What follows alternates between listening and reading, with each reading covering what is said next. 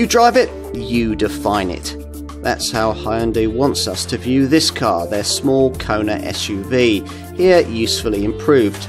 If you like cars of this kind, you're probably going to like this one because it ticks all the usual boxes in terms of style and fashionability.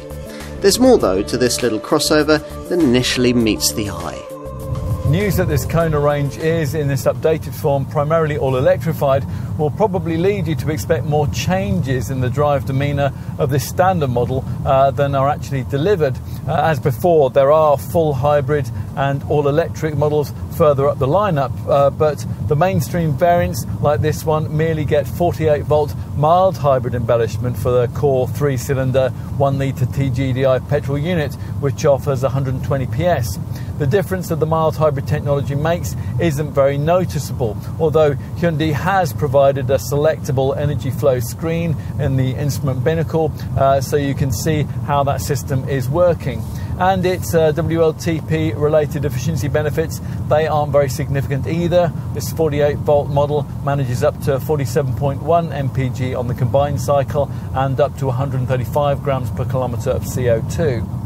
That is hardly any different from what you could expect from the unelectrified version of this engine, and that's despite the addition of the brand's latest IMT, Intelligent Manual Transmission System, to the standard spec, which decouples the engine from the 6-speed stick-shift gearbox after the driver releases the accelerator.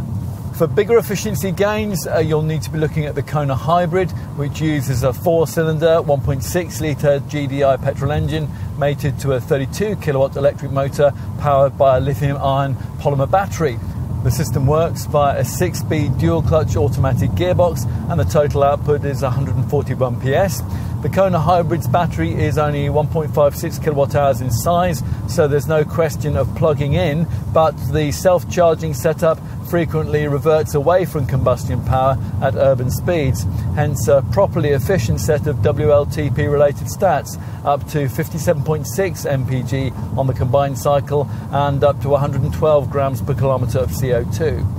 To do better, you'll need the full EV, the Kona Electric, and that's available in a choice of forms with a 39 kilowatt hour battery up to 189 miles as possible between charges, and that's a figure can extend to 300 miles with a 64 kilowatt hour battery variant.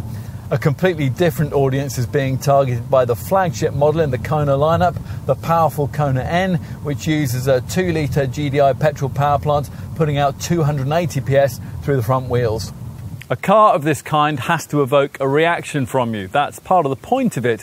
And the Kona has always done that with its muscular toning, sensuous surfaces and high contrast fender cladding.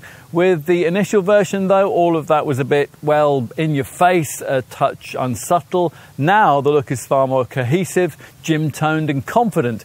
This is how you do a facelift.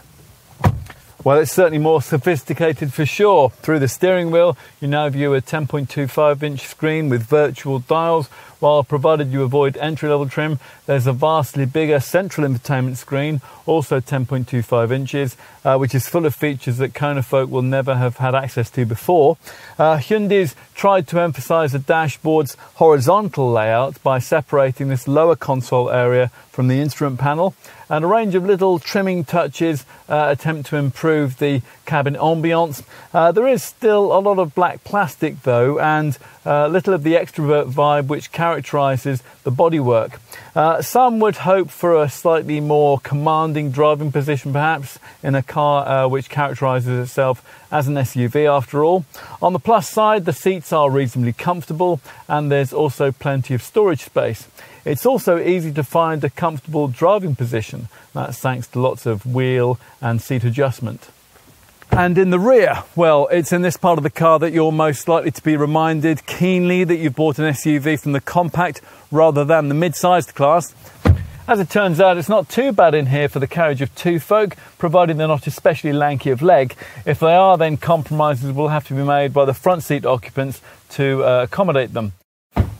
Let's finish with a few words on boot space. The tailgate's light to lift and it reveals a 374-litre luggage area in this mild hybrid model. It's the same with a full hybrid Kona, but the figure falls to 332 litres with the Kona Electric. Push forward the 60/40 split folding rear seat and you'll reveal a relatively flat loading floor with as much as 1143 litres of total fresh air if you load to the roof. So does this car continue to have what it takes to stand out? Well, most agree that it's been styled to do that, which in this segment is half the battle.